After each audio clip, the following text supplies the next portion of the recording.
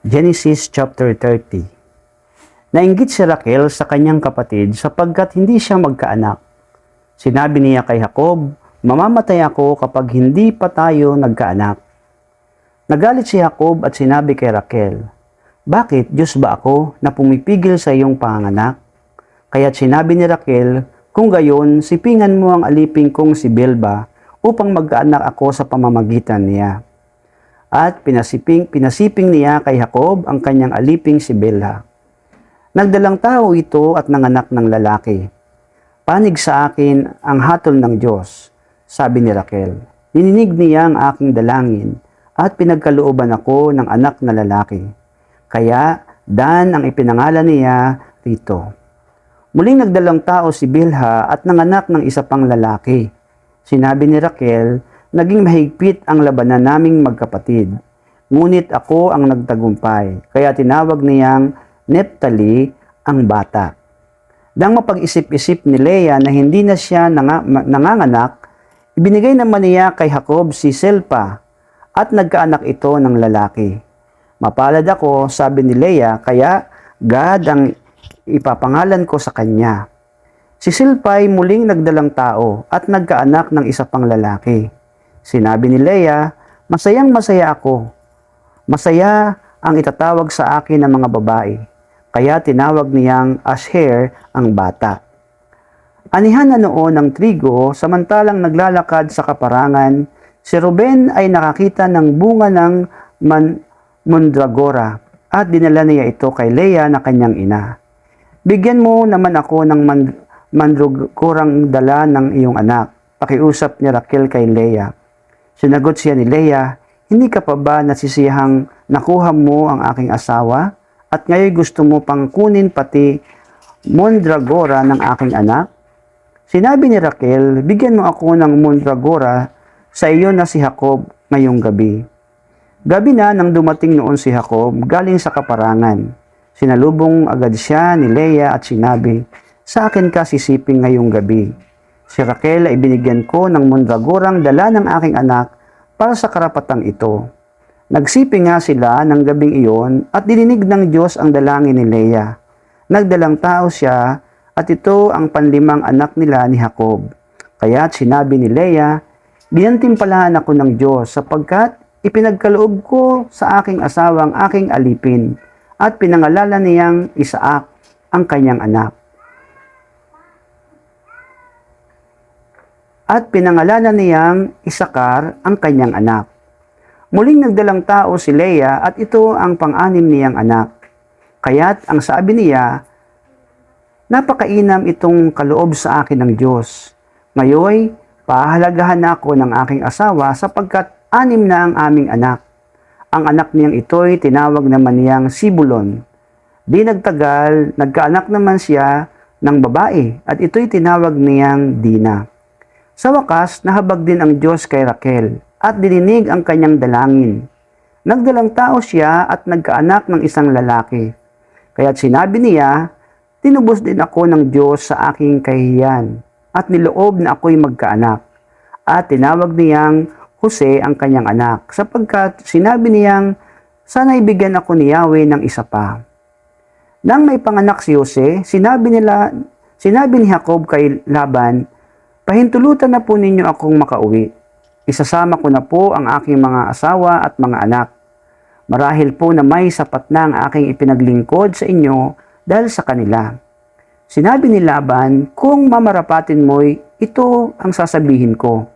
Batay sa karanasan ko sa panguhula, tunay na pinagpala ako ni Yahweh dahil sa iyo. Sabihin mo kung magkano ang dapat kong ibayad sa iyo at babayaran kita." Sumagot si Jacob, "Alam naman ninyo kung paano ako naglingkod sa inyo at kung paano dumami ang inyong kawan sa aking pangangasiwa. Ang kaunti ninyong kabuhayan bago ako dumating ay maunlad na ngayon, sapagkat pinagpala kayo ni Yahweh dahil sa akin. Kaya dapat namang iukol ko na ngayon ang aking panahon sa aking sambahayan." "Ano ang gusto mong ibayad ko sa iyo?" tanong ni Laban. Sumagot si Jacob, "Hindi ko po kailangan ako'y bayaran pa ninyo. Patuloy kong aalagaan ang iyong kawan kung sang-ayon kayo sa isang kondisyon. Pupunta ako sa inyong kawan ngayon din at ibubukod ko ang mga tupang itim, gayon din ang mga batang kambing na may tagping puti. Iyon na po ang para sa akin. Sa darating na panahon, madali ninyong malalaman kung ako'y tapat sa inyo o hindi. Tuwing titingnan ninyo ang mga hayop na naging kabayaran ninyo sa akin, ay mayroon kayong makitang hindi itim na tupa o kaya'y kambing na walang tagpi, masasabi ninyong ninako ko iyon sa inyo. Mabuti iyan ang ating gagawin. Tugon ni Laban. Ngunit ng araw ring iyon, ibinukod ni Laban ang lahat ng kambing na may tagpi, maging barako o inahin. Gayon din ang mga tupang itim na ito'y pinaalagaan niya sa kanyang mga anak na lalaki. Iniwan niya kay Jacob ang natira sa kawan at silang mag-amay lumayo ng magtatatlong araw sa paglalakbay. Dala ang alaga nilang kawan. Pumutol naman si Jacob ng mga sariwang sanga ng alamo, almedra at latano, at binalatan niya ang ibang parte upang magmukhang may batik. Inilagay niya ito sa painuman upang makita ng mga hayop tuwing iinom. Sa gayon pagkakataon nag-aasawahan ang mga hayop na paglilihian ang mga batik-batik na sanga, kaya naging batik-batik ang kanilang bisiro. Ibinukod niya ang mga hayop na tagpian at itim na sakawan ni Laban upang ang mga ito ang laging natatanaw ng tupang puti. Sa gayon, parami ng parami ang sarili niyang kawan at ito'y hindi inihahalo sa kawan ni Laban. Ang batik-batik na sanga ng kahoy ay inilagay lamang ni Jacob sa painuman kung malulusog na hayop ang nag-aasawahan. Ngunit hindi niya ito ginagawa kung ang mga hayop na nag-aasawahan ay hindi malulusog. Kaya't malulusog ang kanyang mga hayop samantalang ang kay Laban ay hindi. Kaya't lalong yumaman si Jacob, lumaki ang kanyang kawan at dumami ang kanyang alipin at mga kamelyo at asno. Marcos chapter 2. Pagkalipas ng ilang araw, bumalik si Jesus sa Capernaum at kumalat ang balitang siya'y nasa bahay. Nagkatipon doon ang napakaraming tao, kaya't halos wala nang mapagpwestuhan kahit sa labas ng pintuan. Habang naangaral si Jesus, may dumating na 4 na taong may dalang isang paralitiko. Hindi nila mailapit ang paralitiko kay Jesus dahil sa dami ng tao. Kaya't binakbak nila ang bubong sa tapat niya at ibinaba ang paralitikong nakaratay sa higaan. Nang makita ni Jesus kung gaano kalaki ang kanilang pananampalataya, sinabi niya sa paralitiko, "Anak, pinatawad na ang mga kasalanan mo." May nakaupo noong ilang tagapagturo ng kautusan na nag-isip ng ganito. Bakit siya nagsasalita ng ganon? Nilalapastangan niya ang Diyos. Hindi ba't ang Diyos lamang ang makakapagpatawad ng kasalanan? Alam ni Jesus ang kanilang iniisip, kaya't sinabi niya agad, bakit kayo nag-iisip ng ganyan? Alin ba ang mas madali? Ang sabihin sa paralitiko, pinapatawad na ang mga kasalanan mo, o ang sabihin tumayo ka at bitbitin mo ang iyong higaan at lumakad ka? Ngunit upang malaman ninyo na ang anak ng tao ay may kapangyarihang magpatawad ng mga kasalanan dito sa lupa, sinabi niya sa paralitiko, tumayo ka, buhatin mo ang iyong higaan at umuwi ka na. Tumayo nga ang paralitiko, kaagad nitong binuhat ang kanyang higaan, at umalis habang ang lahat naman ng naroroon ay namangha. Sila ay nagpuri sa Diyos at sinabi nila, kailanman hindi pa kami nakakita ng ganito. Muling pumunta si Jesus sa baybayin ng lawa ng Galilea. Sinundan siya roon ng napakaraming tao at sila ay kanyang tinuruan. Pagkatapos nito, nagpatuloy si Jesus sa kanyang paglalakad at nakita niyang nakaupo sa paningilan ng buwis si Levi, na anak ni Alpeo. Sinabi sa kanya ni Jesus, sumunod ka sa akin. Tumayo naman si Levi at sumunod nga sa kanya. Nang si Jesus at ang kanyang mga alagad ay kumakain sa bahay ni Levi, kasalo nilang kumakain ang mga maniningil ng buwis at mga makasalanang sumunod sa kanya.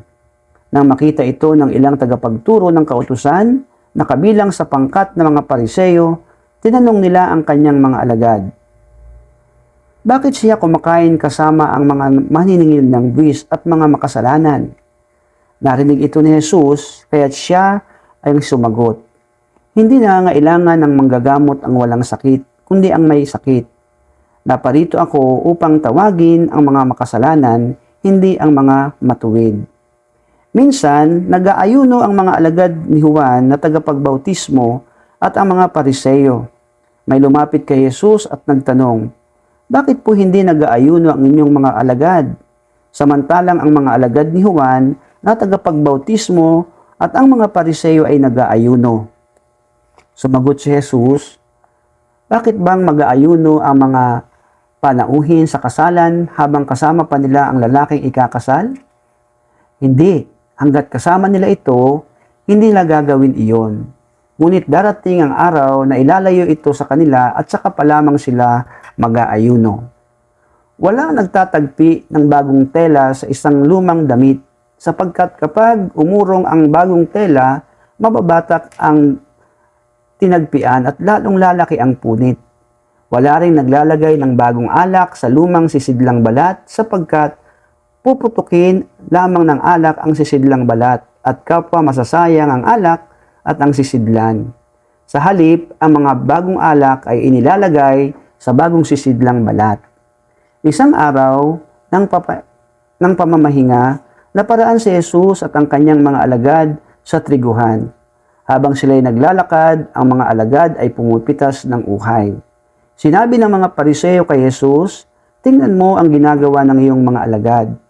Mahigpit iyang ipinagbabawal ng kautusan sa araw ng pamamahinga.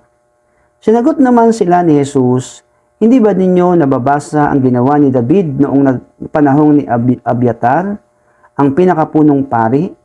Nang si David at ang kanyang mga kasamay nagutom at walang makain, pumasok siya sa bahay ng Diyos at kumain ng tinapay na handog sa Diyos. Binigyan pa niya ang kanyang mga kasamahan. Ayon sa kautusan, ang mga pari lamang ang may karapatang kumain niyon. Sinabi rin ni Jesus, itinakda ang araw ng pamamahinga para sa ikabubuti ng tao. Hindi nilikha ang tao para sa araw ng pamamahinga. Ang anak ng tao ay siyang Panginoon at araw ng pamamahinga.